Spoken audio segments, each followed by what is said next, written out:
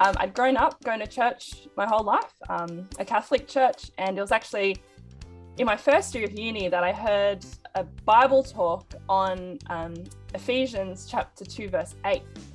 I heard that we're saved by grace through faith in Jesus, not by works. And that was a super liberating truth for me, beginning to be exposed to the global gospel needs in the world. Hearing, phrases like, there are millions of people in the world that have never even heard of the name Jesus, and just being really shocked and burdened by that truth and by that fact.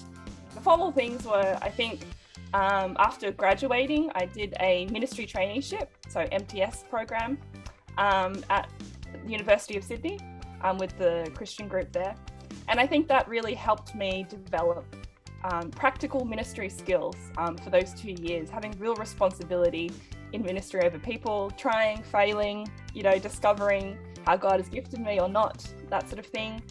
And after that, going to Bible college, I think was a real helpful preparation in growing me theologically and in biblical conviction. And in doing so, you can't do that without your heart being changed and your character being shaped. And as well, serving in a local church, to grow in my heart and service of God's people. I think that's so important. And I think finally, to actually get to Portugal, having a mission organisation like European Christian Mission, ECM, really just helps provide the specialised logistical and practical help in actually getting to the location. Yeah, so I think those are some of the formal things that helped. I think my first piece of advice is to keep that fire burning. That sounds obvious perhaps, but particularly I think when maybe we're in, university aged or younger, and there's that real zeal that comes, being at a conference like Consider Europe and thinking, wow, like there's so many needs, like what can I do? And that, I think there's the temptation over time, as you start working perhaps or leave uni and those sorts of things. So that fire to kind of just, dwindle and burn out. But actually, if God has given you the conviction that, wow, maybe I could, go or play a part, then keep that fire burning.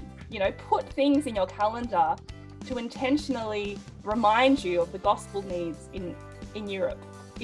Go to these conferences like ECM Consider Europe. Go to Reach Out conference, a great conference. You can Google it, Reach Out. It's in August, where you'll hear about the global gospel needs. Pray through and read the missionary newsletters that you receive. And do that not only with yourself, but others in your Bible study group or your church.